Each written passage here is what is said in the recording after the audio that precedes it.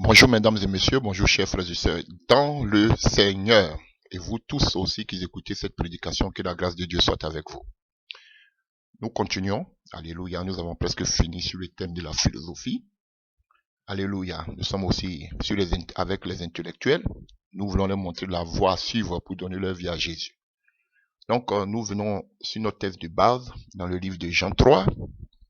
Jean 3, et nous allons lire Jean 3 à partir du verset 1.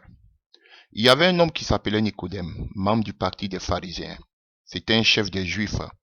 Il vint trouver Jésus de nuit et le salua en ces termes. Maître, nous savons que c'est Dieu qui t'a envoyé pour nous enseigner, car personne ne peut, ne saurait accomplir les signes miraculeux que tu fais si Dieu n'était pas avec lui. Jésus lui répondit, vraiment je te l'assure, à moins de renaître d'en haut, personne ne peut voir le royaume de Dieu. Et on continue. Comment un homme peut-il naître une fois vieux? S'exclama Nicodème. Il ne peut tout de même pas retourner dans le ventre de sa mère pour renaître. Verset 5 de Jean 3. Vraiment, je te l'assure, reprit Jésus, à moins de naître d'eau, c'est-à-dire d'esprit, personne ne peut entrer dans le royaume de Dieu. Aujourd'hui, nous voulons parler du royaume. Alléluia. Basileia. Mais ici, nous voyons déjà au verset 3 que Jésus dit, dans les deux réponses de Jésus, il dit que personne ne peut voir le royaume de Dieu s'il n'est pas né d'en haut. Et au verset 5, il dit, à moins de naître d'eau, c'est-à-dire d'esprit, personne ne peut entrer dans le royaume de Dieu. Chers frères et sœurs. Donc ici, déjà, on voit deux choses. On peut voir le royaume de Dieu et on peut entrer dans le royaume de Dieu. Donc, c'est deux aspects. Donc, c'est ce que nous voulons voir aujourd'hui. Je vais vous expliquer. Nous avons déjà fait un enseignement là-dessus, mais c'était plus théorique. Aujourd'hui, nous allons faire cet enseignement de façon pratique. Alléluia. Donc, il y a déjà, pour parler du royaume, il y a dans la prédication que j'ai faite, dans la première prédication sur le royaume des cieux ou bien le royaume de Dieu, on a dit qu'il y a 7 appellations du royaume de Dieu. Comme ceux qui veulent voir ou savoir les 7 appellations du royaume, alléluia, vous pouvez voir la prédication sur le royaume des cieux et le royaume de Dieu. Alléluia, on a fait une prédication dessus. Donc, dans le Nouveau Testament, je disais tantôt qu'il y a 2 sortes d'appellations. Alléluia, du royaume. On parle du royaume des cieux dans le livre, alléluia, de Matthieu. Compte tenu de la tradition juive, il préférait donner le nom du royaume des cieux. Les cieux, là, à notre Père qui est dans les cieux. Donc, considérant que Dieu est dans les cieux, ils ont préféré, alléluia, donner le nom de royaume des cieux. Matthieu qui était écrit en hébreu, alors que les 3 autres évangiles ont été écrits en grec. Et dans les 3 autres évangiles, vous allez voir que, alléluia, c'est le royaume de Dieu. Mais d'abord, nous voulons dire que il y avait déjà des royaumes humains, alléluia, dans la Bible. On nous cite plusieurs types de royaumes dans la Bible, alléluia. On avait aussi le royaume d'Israël et le royaume de Juda dans encore la Bible. Mais aujourd'hui, ce qui nous préoccupe, c'est pas ces royaumes terrestres, mais on veut parler aujourd'hui du royaume de Dieu. Alléluia. Jésus nous dit que si on n'est pas né d'en haut, on n'est pas né de nouveau, si vous voulez, on ne peut pas voir le royaume de Dieu. Et si on n'est pas né d'eau, c'est-à-dire d'esprit, on ne peut pas entrer dans le royaume. Donc on voit le royaume et on entre dans le royaume. Prenez Matthieu 4 à partir du verset 8. Lorsque Jésus était tenté par Satan, on dit que Satan amena Jésus sur une haute montagne et il lui montra tous les royaumes de la terre. Vous voyez, ça c'est la conclusion de tout, ce qu'on a été de dire. Tous les royaumes de la terre. Ici c'est Basileia. Alléluia. Donc, maintenant, lorsque nous parlons de royaume, le royaume, alléluia, des cieux, c'est, en grec, c'est He Basilea Pun Uranon. Alléluia, le royaume des cieux. Royaume, c'est Basilea. Les cieux, c'est Uranon. Alléluia, qu'on compare à Uranos. Alléluia. Et il y a une autre expression aussi qui n'est utilisée que par les autres évangiles. Alléluia. Je parle de Marc, de Jean et de Luc. Alléluia. On appelle royaume de Dieu. Et en grec, c'est He Basilea Tu Théou. Théou qui vient de Théos. Alléluia. Donc, j'ai déjà parlé de ça dans cette prédication, donc je vous conseille, si vous voulez vraiment avoir plus d'explications, de l'écouter. Alléluia. Il y avait plusieurs confusions. Alléluia. D'autres disaient qu'il y avait une différence entre le royaume des cieux et le royaume de Dieu. C'est interchangeable. Alléluia. C'est interchangeable. C'est les mêmes expressions. C'est là, ça explique les mêmes choses. Alléluia, chers frères et sœurs. Et même dans le livre de Matthieu, qui parle de royaume, alléluia, qui parle du royaume des cieux, on trouve aussi, alléluia, royaume de Dieu. Dans le livre de Matthieu, on trouve aussi, il y a des passages qui nous parlent aussi du royaume de Dieu. Bien vrai qu'il parle du royaume des cieux, mais il y a certains passages aussi qui parlent du royaume de Dieu dans le livre de Matthieu. Alléluia.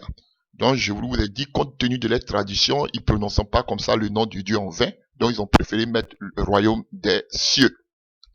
Pour voir que les deux expressions disent la même chose, nous le voyons dans le livre de Matthieu 19, à partir du verset 23. Alléluia. Alors Jésus dit à ses disciples, vraiment je vous l'assure, il est difficile à un riche d'entrer dans le royaume des cieux. Oui, j'insiste, il est plus facile à un chameau de passer par le trou d'une aiguille qu'à un riche d'entrer dans le royaume de Dieu. Vous voyez? Donc, ce sont les mêmes explications, c'est interchangeable, ça a les mêmes significations. Alléluia. Voilà. Donc, c'est interchangeable. Alléluia. Qu'on dise royaume des cieux ou royaume de Dieu, c'est la même chose. Alléluia. Alors, nous allons aller un peu déjà depuis le livre de Daniel. Tout à l'heure, je vais vous montrer aussi il y a des corrélations entre le royaume des cieux dont Matthieu utilise, que vous allez retrouver aussi dans d'autres livres tels que Marc. Alléluia. Vous voyez, il y a une relation. Vous voyez, une corrélation. Alléluia. Mais j'ai expliqué ça dans l'autre prédication. Donc vous pouvez aller écouter si vous voulez. Mais ici, on serait un peu technique. Alléluia. Pratique. Donc, je disais tantôt que nous allons aller dans le livre de Daniel pour voir quelque chose. Donc, parlant des deux thèmes, alléluia, royaume des cieux ou royaume de Dieu, ces deux thèmes font également référence aux prophéties dont Daniel avait parlé. Nous allons lire deux passages de Daniel. Donc, lorsqu'on parle du royaume, on parle du règne des cieux ou du règne de Dieu. C'est aussi cela. Le règne, on parle plus du règne. Donc, le règne de Dieu ou bien le règne des cieux. Alléluia. Lisons rapidement Daniel 2 à partir du verset 44. À l'époque de ces rois-là, le Dieu des cieux suscitera un royaume qui ne sera jamais détruit et dont la souveraineté ne passera pas par un autre peuple. Il pulvérisera tous ces royaumes-là et mettra un terme à leur existence. Mais lui-même subsistera éternellement. C'est ce que représente la pierre que tu as vue s'est détaché de la montagne sans l'intervention d'aucune main humaine pour venir pulvériser le fer, le bronze, l'argile, l'argent et l'or. Le grand Dieu a révélé au roi ce qui arrivera dans l'avenir. Alléluia. C'est Nebuchadnezzar qui avait eu un songe. Alléluia. On parle des quatre de la statue. Alléluia. Chers frères et sœurs, on parle des quatre, vous pouvez lire ça, on parle des quatre empires qui allaient se succéder, c'est-à-dire l'empire babylonien, l'empire médo-perse, l'empire grec avec Alexandre le Grand et l'empire romain. Et on dit que, alléluia, que au verset 44, alléluia, on dit quoi? il pulvérisa tous ces royaumes-là et mettra un terme à leur existence. Non, je vais aller un peu plus loin. À l'époque de ces rois-là, le Dieu des cieux suscitera un royaume qui ne sera jamais détruit. Alléluia. Ce royaume-là, il représente le royaume de Dieu. Cette petite pierre. Alléluia. Et elle frappe la statue au pied. Alléluia. Qui représente le 4e royaume, c'est-à-dire l'Empire romain.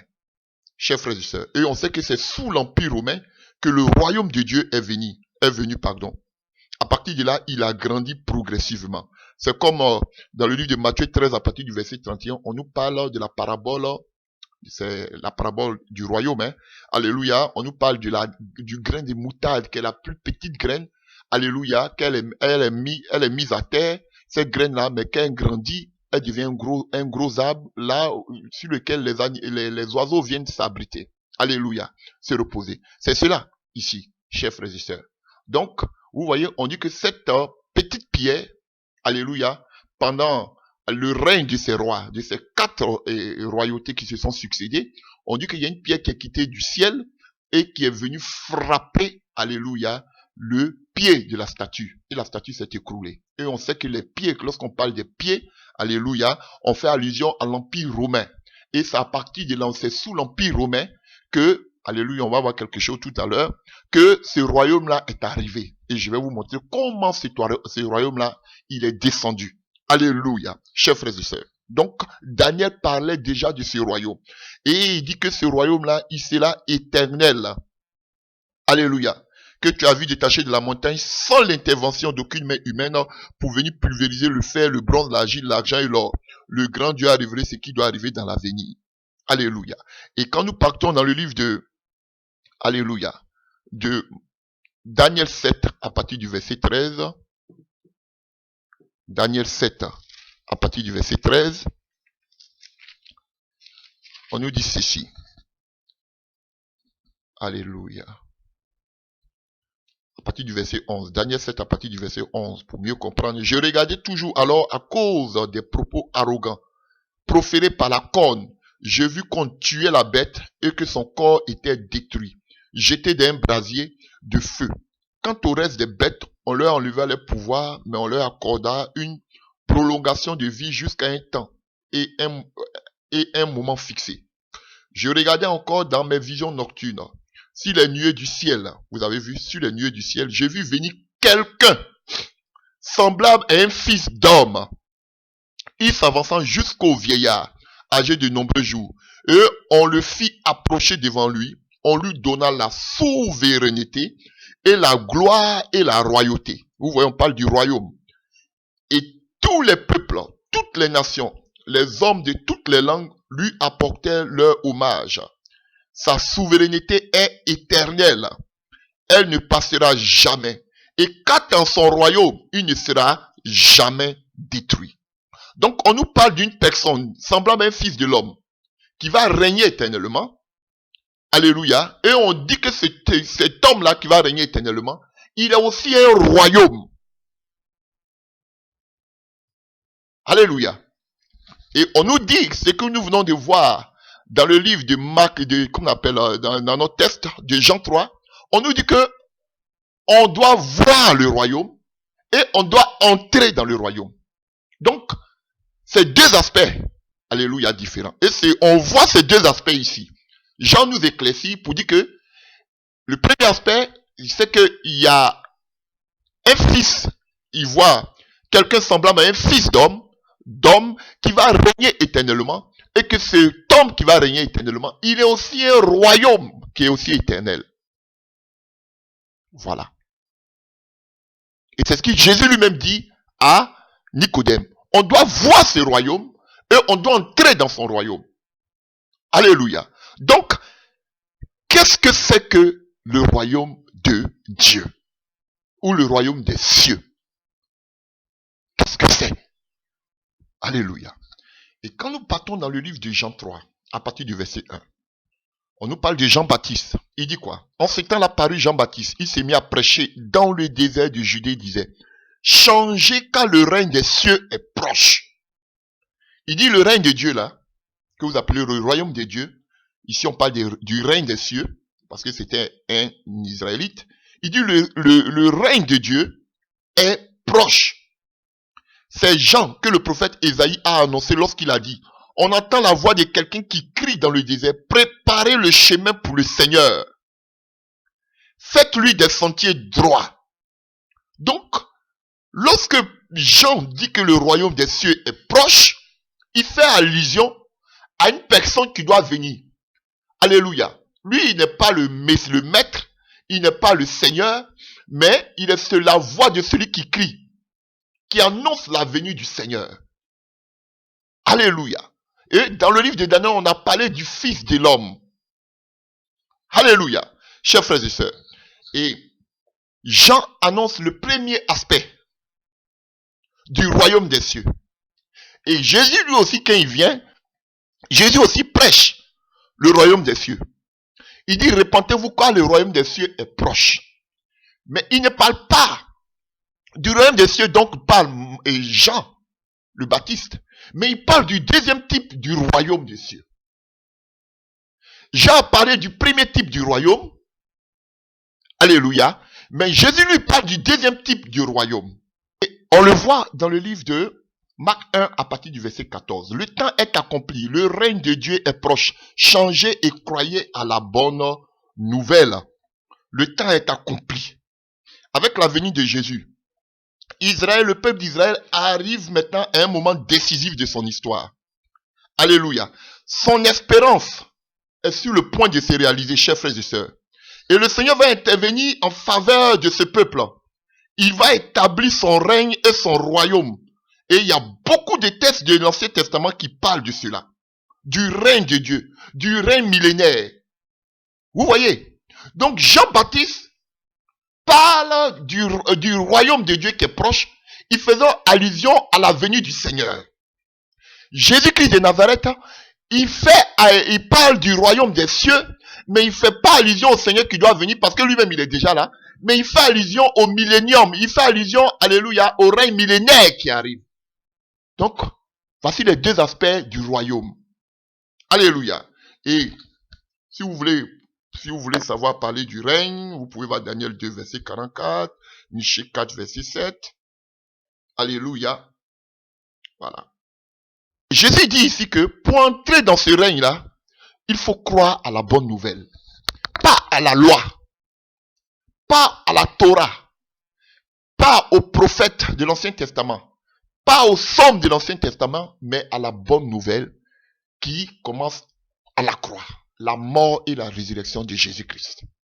Pour nous pardonner de nos péchés et nous donner la vie éternelle. Donc, qu'est-ce que c'est que le règne? Alléluia. Le règne des cieux. Alléluia. C'est un règne où le royaume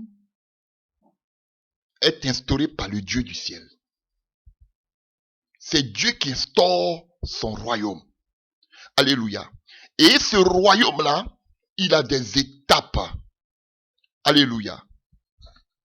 Avant de parler de ces étapes, je vais dire le règne, ou comme le mot a souvent été traduit, dans d'autres versions, comme royaume. Il ne s'agit pas, chers frères et sœurs, du règne souverain de Dieu sur le monde, car Dieu a toujours exercé sa souveraineté sur le monde, mais plutôt de l'irruption du règne de Dieu qui va délivrer la création de tout mal et qui va instaurer le royaume promis, donc, comme dans l'Ancien Testament, en Ésaïe 11. Alléluia. Sur une terre qui sera recréée, où la justice va habiter. Vous pouvez le voir aussi en Ésaïe 65, verset 17, en 2 Pierre 3, verset 12. Alléluia. Maintenant, dans l'évangile, ça c'était dans la loi et dans l'Ancien Testament. Maintenant, dans l'évangile, alléluia, l'évangile nous montre cette irruption du royaume des cieux. Alléluia, qui se manifeste maintenant sur terre. La première étape, c'est déjà la venue de Jésus-Christ de Nazareth. La deuxième étape du royaume, c'est la descente de l'Esprit de Dieu lors de la Pentecôte. Alléluia, pour former, alléluia, le peuple du royaume. Et finalement, la troisième étape, c'est le retour du Seigneur Jésus-Christ de Nazareth, chers frères et sœurs. Donc, voici les 3 étapes du royaume de Dieu. La venue de Jésus-Christ, alléluia, il a mené le royaume sur terre, on va le voir. Et après cela, la deuxième étape, c'est l'esprit qui donne à l'église pour former le peuple de son royaume. Et la troisième étape, c'est son retour, alléluia, et il va établir le repos éternel sur terre. Voici les 3 étapes du règne de Dieu. Alléluia.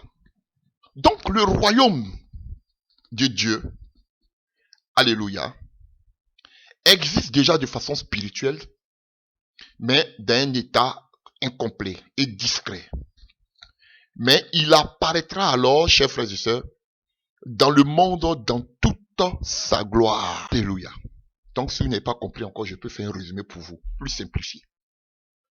Lorsqu'on parle du royaume de Dieu, ou du règne de Dieu, ou du règne des cieux, c'est la sphère où Dieu règne. Et généralement, on sait que Dieu règne dans le ciel. C'est la sphère où sa volonté est accomplie. Notre Père qui est aux cieux, que ton nom soit sanctifié, que ton règne vienne, que ta volonté soit faite sur la terre comme au ciel. Alléluia. Chers frères et sœurs. Et il a pour sujet les croyants, ce royaume-là. Et il a pour roi Jésus-Christ. Ce royaume-là a pour habitant les croyants en Christ qui ont reçu la bonne nouvelle. Et pour roi de ce royaume, comme on a vu en Daniel, Jésus-Christ. Ce royaume est à la fois actuel, alléluia, là, parce qu'on va voir pourquoi il est actuel, parce que Jésus-Christ est là, où son esprit aussi est là, et là où Jésus règne sur nos motivations et sur nos actions, le royaume est au milieu, et on va voir comment le royaume est là, sur terre. Alléluia, chers frères et sœurs. Et dans le futur, le royaume ou le règne de Dieu sera général et effectif et va s'exercer sur tout l'univers entier qui sera renouvelé, chers frères et sœurs. Donc, pour vous dire simplement que Jésus-Christ, par sa venue, a envoyé ce royaume. Alléluia. Et il y a un royaume encore futur. Et pour entrer dans ce royaume, chers frères et sœurs, il va nous falloir accepter l'évangile. On va passer maintenant par des passages bibliques pour que vous puissiez mieux comprendre ce que j'ai dit. Quand vous prenez d'abord Jean 18, verset 36, Jésus pouvait dire déjà que lui, son royaume n'est pas de ce monde. Donc Jésus ne parle pas de ces royaumes de ce monde. Il parle d'un royaume à venir. C'est pas de ces royaumes-là qu'il parle. Il parle pas du royaume de Juda. Alléluia. Il parle d'un royaume à venir. Mais, déjà le royaume, il est présent en Jésus sur terre. Par son esprit qu'il a donné déjà à ceux qui vont peupler ce royaume qui sont les chrétiens. Je vous ai dit que la première étape du royaume, c'est la venue de Jésus. La deuxième, il est mort, il est ressuscité. La deuxième étape, c'est l'envoi de son esprit. La troisième étape, c'est son retour pour que nous puissions vivre éternellement avec lui. Mais pour le moment où nous sommes, le règne de Dieu est en action. Alléluia, chers frères et sœurs. Maintenant, nous allons voir des passages pour vous montrer que Jésus-Christ de Nazareth a amené le royaume sur terre. Alléluia. Luc 17, à partir du verset 20. Comment vient le royaume? Un jour, les pharisiens lui demandaient à Jésus, quand arrivera le royaume de Dieu? Jésus leur répondit, le royaume de Dieu ne viendra pas de façon visible. On ne dira pas, venez, il est ici, ou il est là. Car notez-le bien, le royaume de Dieu est parmi vous. C'est choquant, hein? Et quand on continue au verset 23, il dit, alors on vous dira, le Christ est ici, ou il est là, n'y allez pas. Parce que le Christ était déjà là. Donc parmi vous là, en Jésus le roi de ce royaume, le royaume est parmi les hommes. Vous avez vu? Mais l'autre royaume, les chrétiens, ceux qui ont accepté l'évangile, vont faire partie de ce royaume. Mais maintenant, Jésus dit que le royaume est parmi vous. C'est-à-dire le royaume là, Maintenant là, c'est lui-même maintenant qui vient au milieu de nous. Donc, maintenant, il est accessible à tous si vous recevez celui qui est au milieu de vous, Jésus-Christ. Mais les pharisiens, chers frères et sœurs, ils ne le voyaient pas. Ils cherchaient ce royaume-là de la mauvaise manière. Alléluia, chers frères et sœurs. Donc, Jésus-Christ de Nazareth était celui-là qui était le roi de ce royaume. Donc, il a amené ce royaume au milieu des hommes. Et on va voir comment se manifestait ce royaume avec la venue de Jésus. Ça, c'est le premier exemple. Pour parler du royaume, de celui qui est le roi de ce royaume. Qui a amené ce royaume au milieu des hommes. Marc 12, 28. Marc 12, 28. Verset 27 d'abord. D'ailleurs, si moi je chasse les démons par Belzébul, qui donc donne à vos disciples le pouvoir de les chasser? C'est pourquoi ils seront eux-mêmes vos juges. Mais si c'est par l'Esprit de Dieu que je chasse les démons, alors de toute évidence, le royaume de Dieu est venu jusqu'à vous. Alléluia. Donc, Jésus-Christ a amené le royaume. Alléluia. Chers frères et sœurs, par l'Esprit de Dieu, sa puissance. Ici, on parle de chasser les démons. Alléluia. Et Paul même dira que le royaume des cieux, là, ça ne consiste pas en parole, mais en puissance. Voici le royaume. Jésus-Christ a amené ce royaume. Et ce royaume-là, il consiste à démonter la puissance de Dieu. Alléluia. Les 3 étapes du royaume. Veux-tu savoir si tu es dans le royaume? Chers frères et sœurs, première étape, tu dois croire à la venue de Jésus-Christ, à son évangile. Deuxième étape, tu dois avoir son esprit. Parce que la deuxième étape, on le voit dans le livre de Actes des Apôtres. Actes des Apôtres 2. Que je prenne rapidement. Actes des Apôtres 2, verset 15 à 18. Actes des Apôtres 2, verset 15 à 18.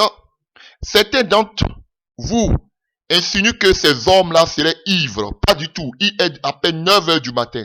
Même maintenant, c'est réalise ce qui a été annoncé par le prophète Joël. Voici ce qui arrive, dit Dieu. Dans les jours de la fin des temps, je répandrai de mon esprit sur tous les hommes. Vos filles et vos filles prophétiseront.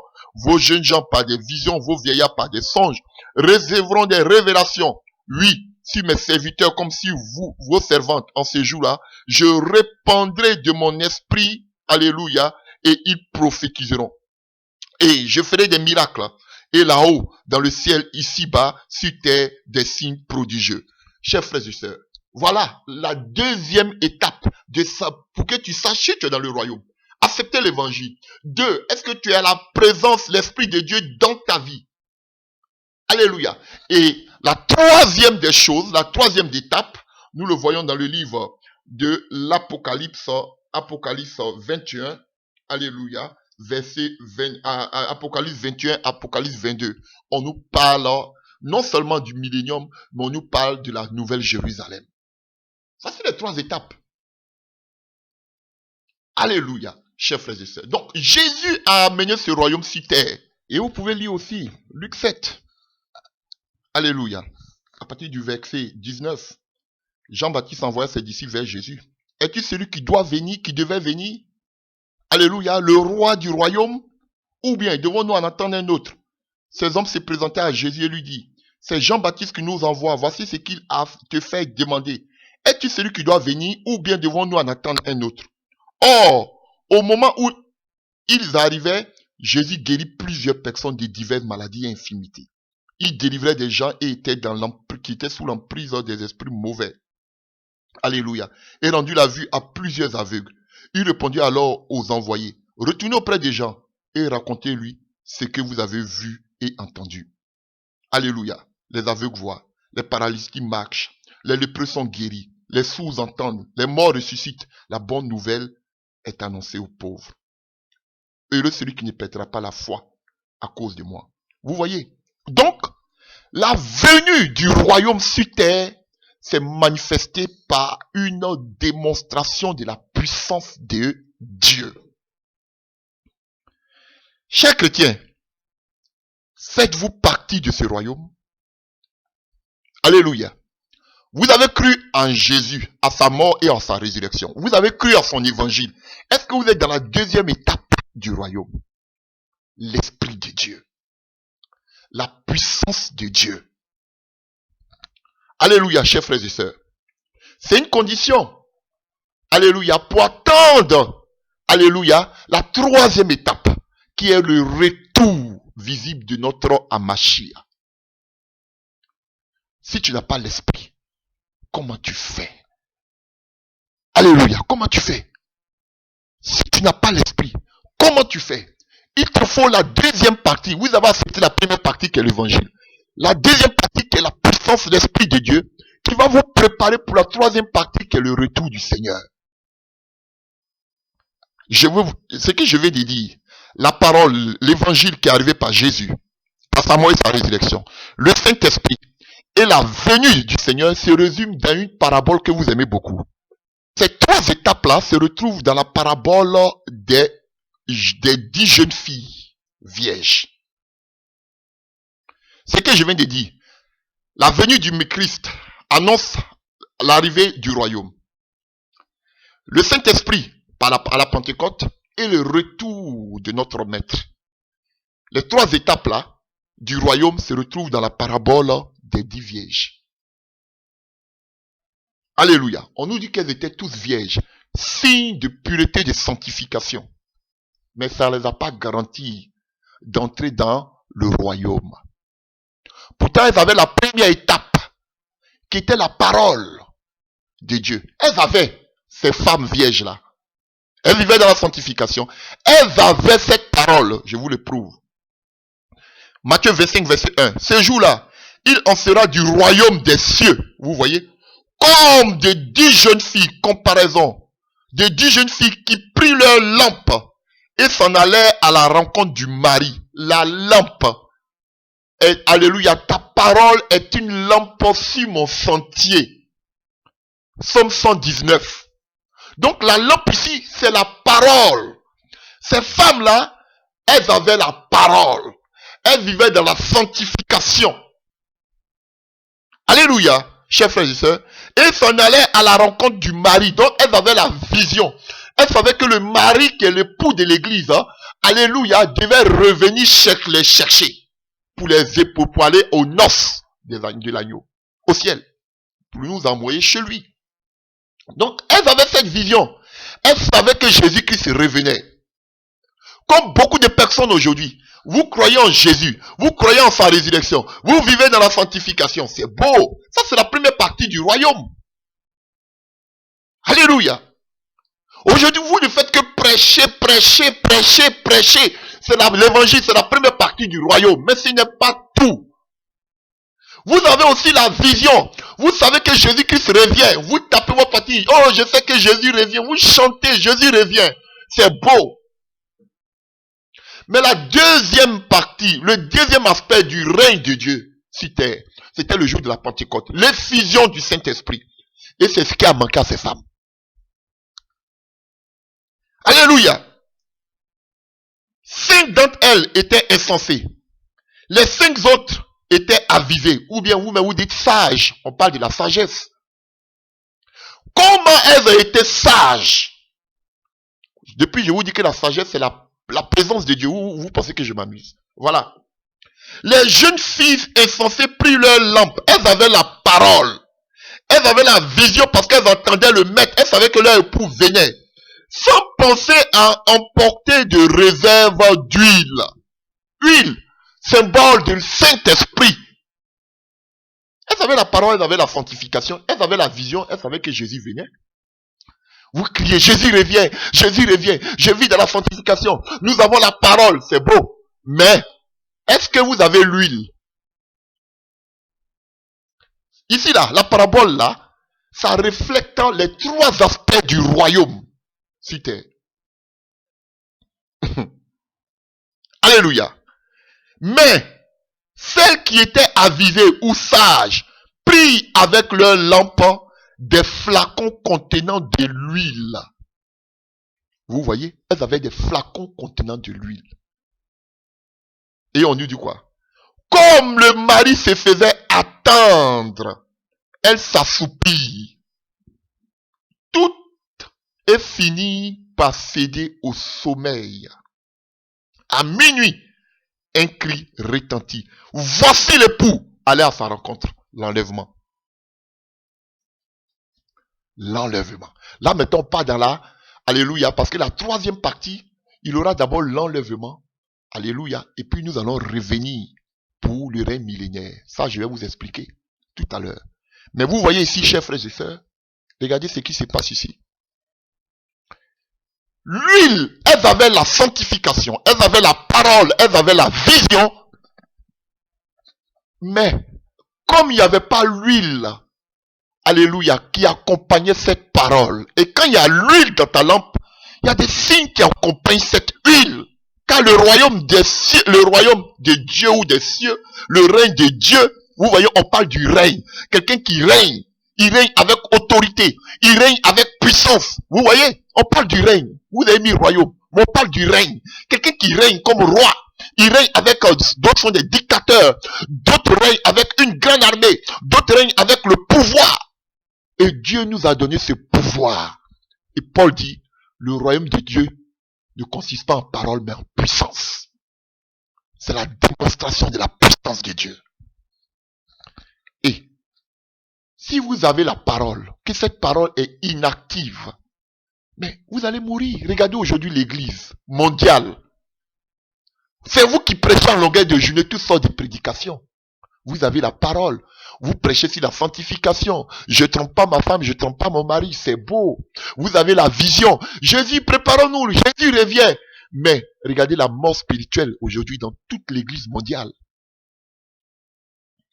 Où sont les flacons d'huile?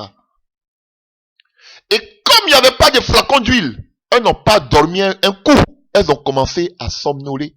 Elles ont commencé à s'assoupir jusqu'à dormir. Aujourd'hui, l'église est plongée dans un sommeil comateux. L'église aujourd'hui est dans le coma. L'église dort. L'église n'est même plus, elle a dépassé le stade de l'assoupissement. L'église est morte. L'église dort. Voilà. Et quand il n'y a pas l'esprit, alléluia, il n'y a pas de vision. Alléluia. Et quand il n'y a pas de vision, le peuple de Dieu est livré à lui-même. La vision c'était petit à petit. Et qui prend le dessus? Le monde. Voilà pourquoi le monde a envahi l'église. Parce qu'il n'y a plus la puissance de Dieu. La monotonie.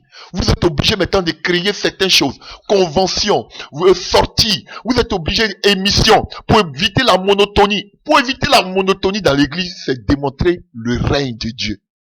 On a vu quelques exemples. Jésus dit que si c'est par la main de Dieu que je chasse les démons, c'est que le royaume de Dieu est parvenu au milieu de vous. On chasse les démons dans le règne de Dieu. On a vu ce qu'il disait aux envoyés de Jean-Baptiste. Il les aveugles voyaient. Les paralytiques marchent. Les morts ressuscitent. Les malades sont guéris. Les lépreux sont guéris. Qu'on appelle, les boiteux marchent. Voici le règne de Dieu dans lequel nous sommes. Mais où est cette manifestation dans vos bâtiments que vous appelez méga church église? Où c'est ce règne de Dieu? Où est ce règne de Dieu? Et vous avez changé ce message, alléluia, par des messages tels que la prospérité. Alléluia. Et voilà pourquoi de plus en plus vous ne voyez pas ces pasteurs-là prêcher aujourd'hui sur l'enlèvement. C'est beau aussi de prêcher. Les femmes là aussi, elles avaient tous la vision. Elles partaient à la rencontre du mari, de l'époux. Elles avaient une bonne volonté, mais elles sont restées. Parce que quoi? Il n'y avait plus d'huile, elles ont commencé à s'endormir. Jésus-Christ ne vient pas prendre une église qui est non seulement sanctifiée, je vous encourage à vous sanctifier, ou bien qui est dans la parole, ou qui a la vision qui fait que le Seigneur revient. Mais il veut aussi une église qui se prépare, qui prépare sa lampe à l'huile. Alléluia, dans la lampe là, pour que la lumière puisse briller là, il faut toujours de l'huile dans la lampe. Mais comment vous voulez avoir une lampe sans huile? Mais votre lumière, qu'on appelle, la lampe ne va pas s'allumer parce qu'il manque de l'huile. Alléluia. Et beaucoup de lampes sont éteintes. Ils ont des paroles mortes. Voilà. Alors que l'huile, ça va te permettre de pouvoir tenir dans ces temps de la faim, des temps difficiles dans lesquels nous sommes. L'église est plongée aujourd'hui dans la mort, dans le noir. Voilà. Donc cette parabole-là des 10 vierges représente les 3 aspects du règne de Dieu sur terre. Voilà pourquoi, frère, l'église doit se réveiller. Avoir la vision. Alléluia. Pour éviter la monotonie, c'est pas les grands, éviter des pasteurs, vous mettez en groupe, c'est pas ça. C'est démontrer, aller jusqu'aux extrémités de la terre, démontrer la puissance de Dieu. Vous allez, il n'y aura pas de monotonie. C'est pas des grandes conférences. C'est pas des grands programmes. C'est pas des grandes prédications pour mettre sur Internet. C'est pas ça.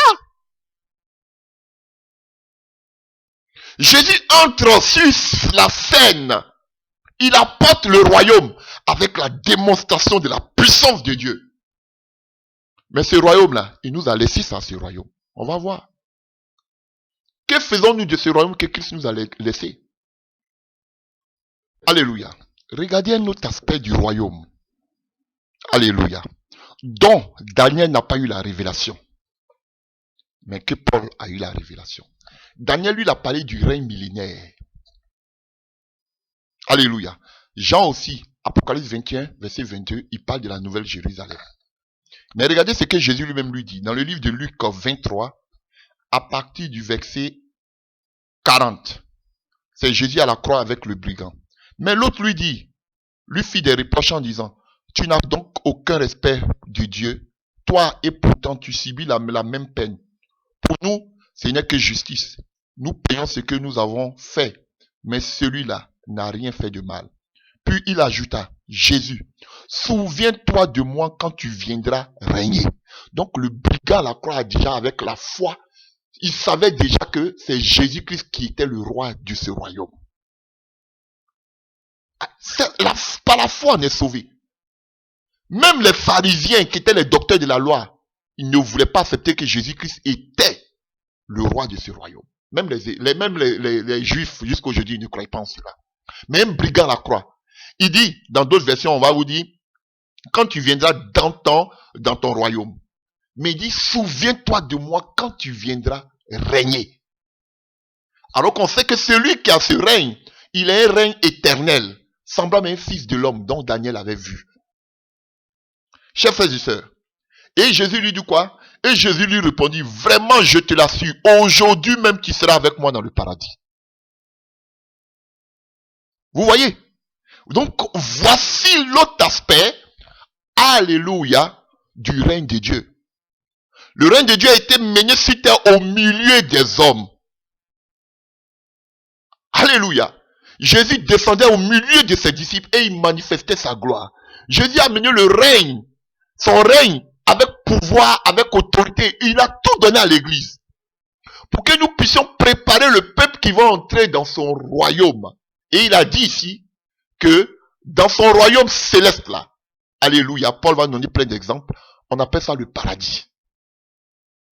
Donc la mission de l'église, c'est de recevoir le Saint-Esprit et de continuer le règne que Dieu nous a cédé, nous a donné sur terre, le pouvoir pour les faire entrer dans ce royaume éternel qui est le paradis.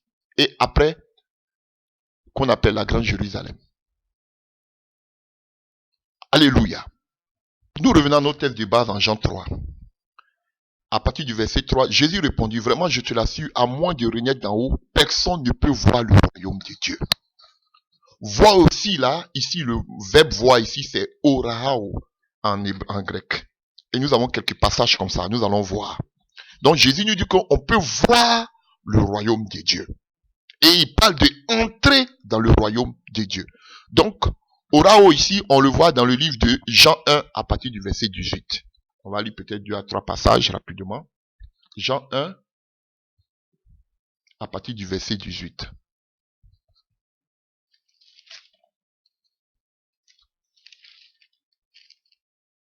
Alléluia.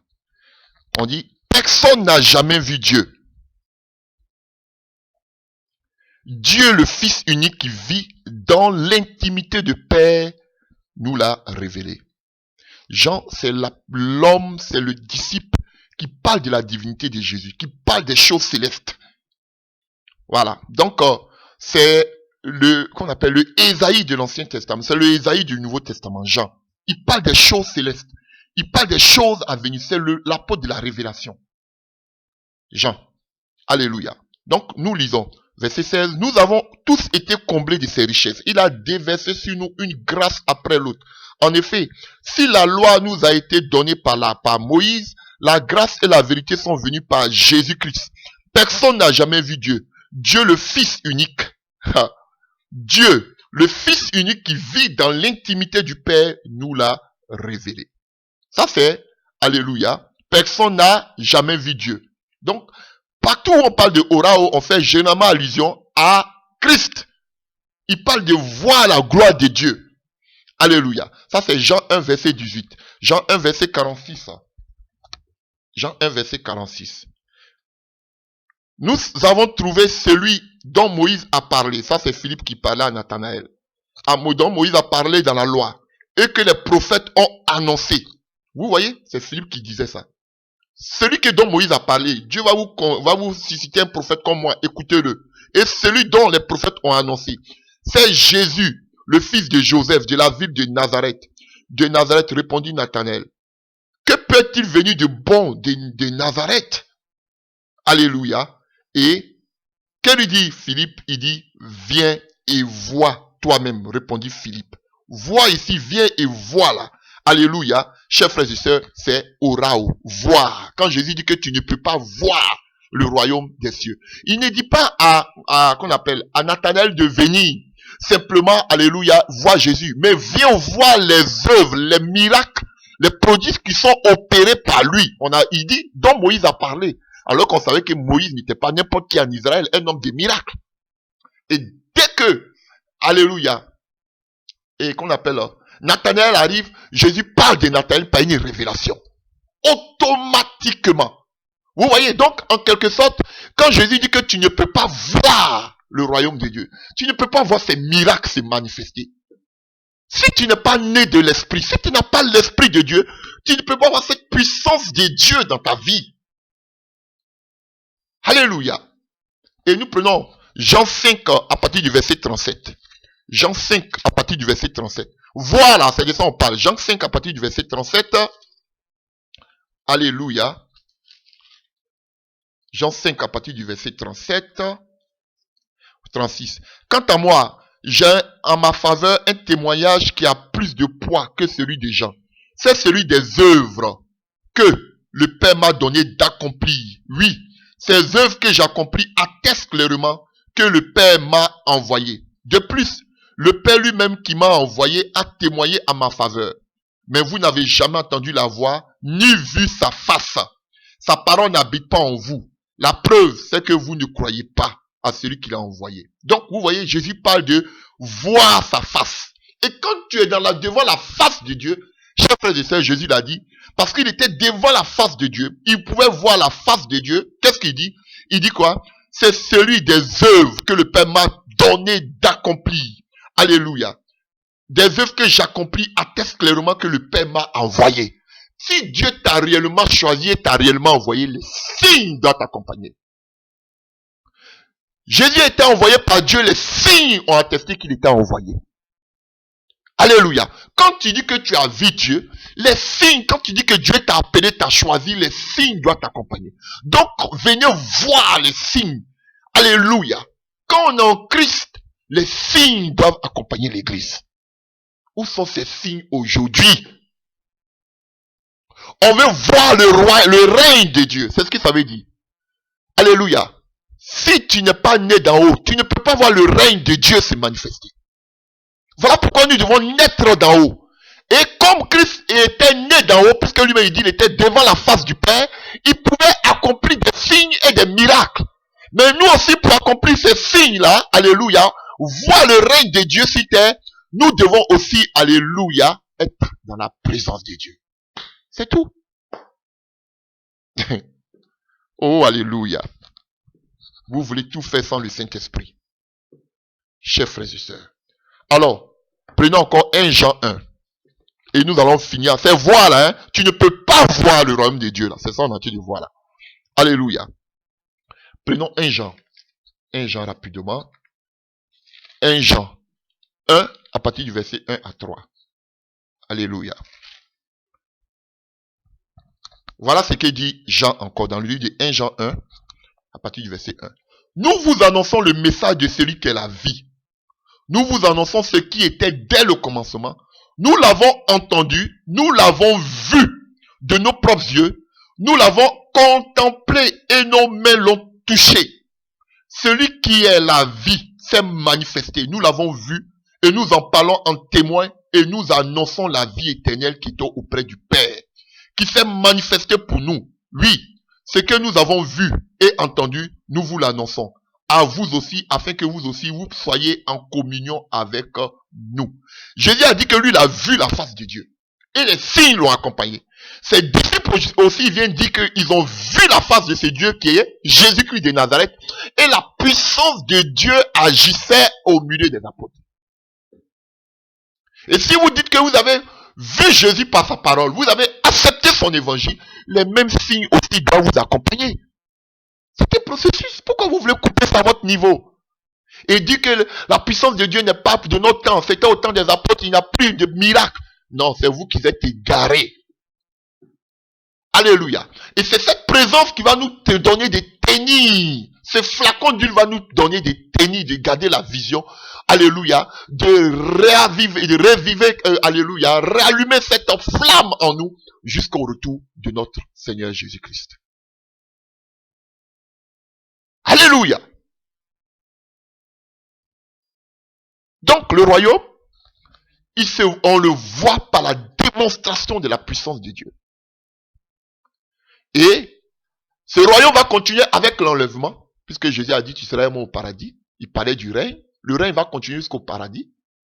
Là, nous allons passer aux noces, nous allons passer devant le tribunal, et nous allons revenir maintenant pour continuer ce règne-là dans le millénium et dans la nouvelle Jérusalem.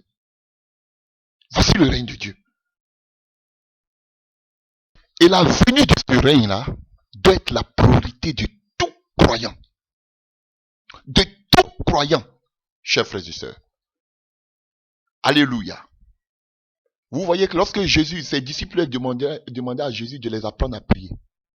Notre Père qui est aux cieux, ou même qui vit dans les cieux, que ton nom soit sanctifié, que ton règne vienne. Ou bien que ton royaume vienne. Alléluia.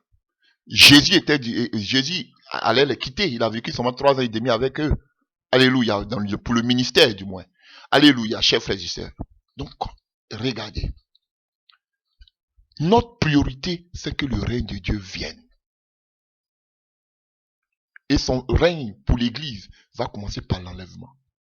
Voici notre première prière après avoir venu d'adorer Dieu, notre Père qui est aux cieux, que ton nom soit sanctifié, que ton règne, vienne. Voici. Donc, notre prière, c'est que Christ vienne vite. Nous allons quitter dans tous ces problèmes que nous avons sur la terre. Mais est-ce que c'est la prière aujourd'hui de toute l'Église? Est-ce que c'est la prière aujourd'hui des bishops, des révérends, des prophètes et autres? Est-ce que vos priorités, alléluia, c'est de répartir dans le royaume céleste? Alléluia. Est-ce que vous n'êtes pas dans les royaumes que Satan tente de monter à Jésus? La gloire de ce monde? Alléluia. Est-ce que c'est votre prière de chercher le royaume céleste? Il dit, voilà comment vous devez prier.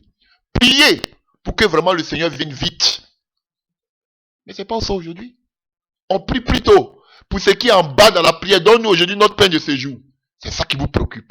Mais le règne de Dieu, qui est à venir, ça ne préoccupe personne. On dit, Dieu, il faut rester là-bas. Jésus, il faut rester là-bas. Ne viens pas maintenant. Alléluia. Même les apôtres ont prêché le royaume. Les disciples ont prêché le royaume. Alléluia. Et voyons 1 Corinthiens 15 à partir du verset 20. Alléluia. 1 Corinthiens 15 verset 20 à 25. Mais en réalité, le Christ est bien revenu à la vie. Et comme les premiers fruits de la moisson, il annonce la résurrection des morts. Car tout comme la mort a fait son entrée dans le monde par un homme, la résurrection vient aussi par un homme. En effet, de même que tous les hommes meurent du fait de leur union avec Adam, tous seront ramenés à la vie du fait de leur union avec Christ. Mais cette résurrection s'effectue selon un ordre bien déterminé. Le Christ est ressuscité en premier lieu, comme le premier fruit de la moisson. Ensuite, au moment où il viendra, ceux qui lui appartiennent ressusciteront à leur tour. Puis viendra la fin, lorsque le Christ remettra la royauté à Dieu le Père, après avoir anéanti toute domination, toute autorité et toute puissance hostile. Il faut, en effet, qu'il règne jusqu'à ce que Dieu ait mis tous ses ennemis sous ses pieds. Et le dernier ennemi qui sera anéanti, c'est la mort. Alléluia. Vous voyez? Donc voici le règne de Dieu. Ça va aller jusqu'à ce que la mort soit anéantie. On est dans le livre de l'Apocalypse. Et Dieu, alléluia, si vous voulez, Jésus descendra avec, alléluia, la Jérusalem céleste. Et là, on va vivre éternellement avec notre Seigneur. C'est le règne éternel. Donc vous voyez, Jésus doit mettre tous ses ennemis sur ses pieds. Et il nous a donné le pouvoir de marcher sur toute la puissance des ténèbres. C'est ça le règne. Jésus, il va régner avec, qu'on appelle, avec une verge de fer. Et vous, en tant que chrétien, il vous donne ce pouvoir-là. Que ce soit sur les démons, sur les malades et autres, les délivrances, les résurrections. Mais l'Église ne veut pas de cela. L'Église aime les royaumes de ce monde. Voilà la réalité. Est-ce que l'Église, vous fait partie de ce royaume-là? Non, vous ne faites pas partie. Nous sommes dans la deuxième étape du royaume. Christ est venu, nous avons l'évangile. Maintenant, le règne dans lequel nous sommes là, c'est le règne maintenant de l'Esprit de Dieu, de la Pentecôte. Le troisième aspect, c'est cela l'enlèvement. Et puis on revient encore pour vivre pour l'éternité sur terre. Donc nous sommes encore dans le deuxième aspect qui est le temps de la Pentecôte, l'effusion de l'Esprit. Mais est-ce que c'est ce qu'on constate aujourd'hui, frère? Voyons maintenant les apôtres qui, on a vu Jean-Baptiste parler du royaume des cieux, du règne de Dieu. On a vu Jésus même lui-même parler du règne. Alléluia. On voit maintenant les apôtres, les disciples qui ont parlé aussi du règne. On voit déjà dans Acte 8. Acte 8, à partir du verset 12, avec Philippe. Mais quand ils eurent cru en Philippe, qui leur annonçait la bonne nouvelle du règne de Dieu et de Jésus-Christ, alléluia, il se fit baptiser. Le règne, le royaume de Dieu et celui qui est le roi de ce royaume qui est Jésus-Christ. Il se fit baptiser, tant les hommes que les femmes. Simon lui-même crut et fit baptiser dès lors. Il ne quittait plus Philippe, émerveillé par les signes miraculeux et prodiges extraordinaires qui s'accomplissaient sous ses yeux. C'est ça, voir le royaume de Dieu, le règne de Dieu. Voir le règne de Dieu, c'est ça. Vous annoncez l'évangile, mais le règne doit être démontré. Alléluia. Vous êtes établis sur vos églises, vos bâtiments comme des rois. Vous exercez une dictature sans précédent. Alléluia. À plus forte raison, nous les chrétiens, qui faisons partie de ce royaume, Jésus-Christ nous donne aussi cette puissance. Alléluia. Et on voit que ici, Philippe en Samarie annonçait le royaume de Dieu et les signes extraordinaires l'accompagnaient. Le règne de Dieu était au milieu de nous. Vous dites-moi, vous faites partie de ce règne-là. Église que je vois aujourd'hui, les prédicateurs qui ont l'art oratoire, vous faites partie de ce règne de Dieu. Règne de Dieu, c'est pas autre chose. Jésus dit tu ne pourras pas voir, c'était un docteur, un enseignant, mais alléluia, il ne pouvait pas voir le règne de Dieu parce qu'il n'était pas né d'en haut. Comme Jésus était né d'en haut, les miracles l'accompagnaient. Les disciples disent qu'ils ont vu la face de Christ et les miracles les accompagnaient. Vous dites que vous avez vu le miracle de Christ par sa parole, mais les miracles doivent vous accompagner. Paul aussi a vu la face de Dieu. Alléluia. Et Dieu se manifestait puissamment avec lui. Lui-même, il dit le royaume de Dieu ne consiste pas en parole, mais en puissance. Mais quel règne de Dieu vous nous enseignez? Église, réveillez-vous. Dans Acte 19, vous allez voir le règne. Paul à Éphèse, Acte 19, à partir du verset 8. Acte 19, à partir du verset 8. Paul s'est rendu ensuite à la synagogue, où, pendant 3 mois, il prit la parole avec une grande assurance. Il y parla du règne de Dieu et s'efforçait de convaincre ses auditeurs. Il annonçait l'évangile. Mais un certain nombre de Juifs s'endurcit et refusaient de se laisser convaincre en pleine assemblée. Il tient des propos méprisants au sujet de la voix du Seigneur. Alors Paul se sépara d'eux et prit à part les disciples qu'il continuait d'enseigner tous les jours dans l'école d'un nommé Tyrannus. Verset 10. Cela dura 2 ans, si bien que tous les habitants de la province d'Asie, tant juifs que grecs, entendirent la parole du Seigneur. Dieu faisait des miracles extraordinaires par les mains de Paul. On allait jusqu'à prendre des mouchoirs ou du linge qu'il avait touché pour les appliquer aux malades. Ceux-ci guérissaient et les mauvais esprits s'enfuyaient.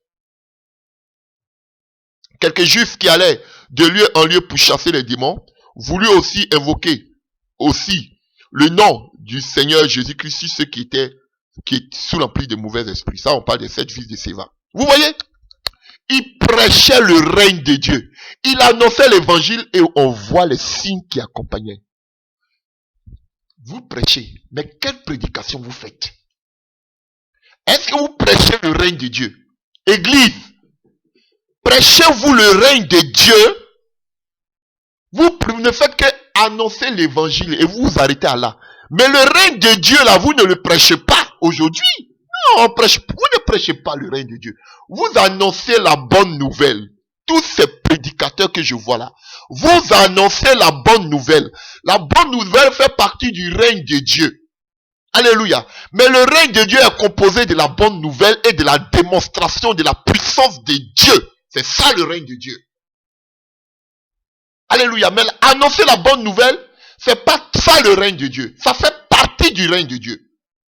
On annonce la bonne nouvelle et les signes accompagnent cette bonne nouvelle. Voici le règne de Dieu qui est prêché. Vous ne prêchez pas le règne de Dieu. Et vous pouvez lire aussi tout Acte 28 à partir du verset 23 jusqu'à 28. Acte 28, verset 23 jusqu'à 28. Paul annonce le royaume de Dieu. Les disciples ont annoncé le règne de Dieu. Quand on dit royaume là, vous vous cachez derrière. On parle du règne. Le règne de Dieu. Jésus-Christ règne. Alléluia. Par son église, par son esprit, par la puissance de Dieu qui est démontrée.